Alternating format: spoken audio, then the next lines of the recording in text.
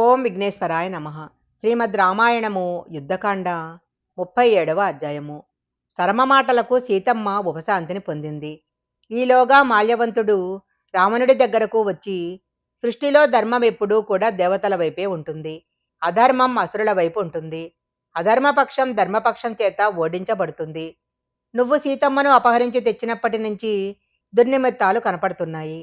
అందుకని మనం ఓడిపోక తప్పదు. నువ్వు సీతమ్మను తెచ్చినప్పటి నుంచి తెల్లటి రెక్కలు ఉండి ఎర్రటి పాదాలతో ఉండే పావురాలు అరుస్తూ గోల చేస్తున్నాయి.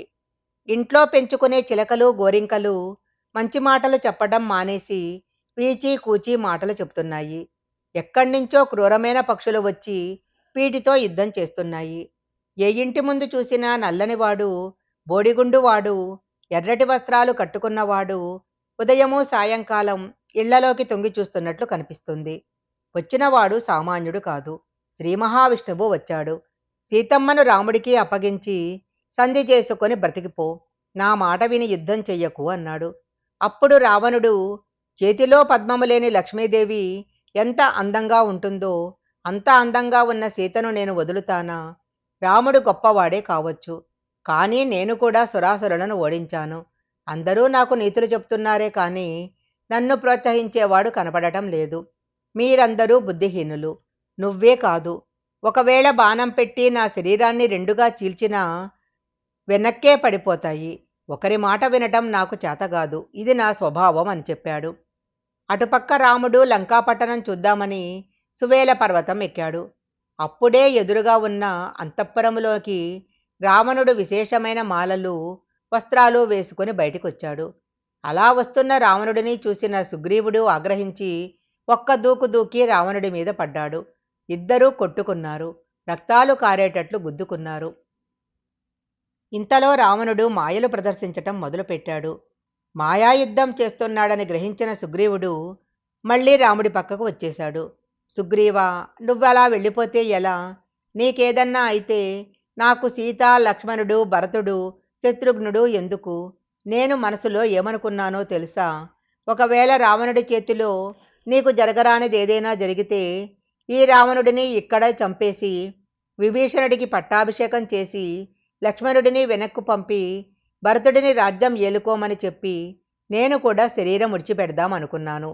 నువ్వు లేకుండా నేనొక్కడిని మాత్రం వెనక్కి వెళ్ళకూడదు అని నిశ్చయించుకున్నాను. ఇంకెప్పుడూ ఇలాంటి సాహసాలు చెయ్యకు అన్నాడు. తరువాత అంగదుడిని పిలిచి రావణుడి దగ్గరకు రాయభారం పంపారు. రాముడు అంగదుడితో, నువ్వెందరో మహర్షులను బాధ పెట్టావు, ఎందరో స్త్రీలను అపహరించావు. నువ్వు చేసిన పాపాలకు దండన విధించటానికి నా భార్యను కూడా అపహరించావు. నీ యందు దోషమున్నది కాబట్టి నేను నిన్ను సంహరించవచ్చు. ఇవాళ నేను లంకాపట్టణానికి వచ్చాను. ఏ దేవర్షులను రాజులను నిష్కారణంగా వధించి పంపించావో ఆ మార్గంలోనే నిన్ను పంపిస్తాను.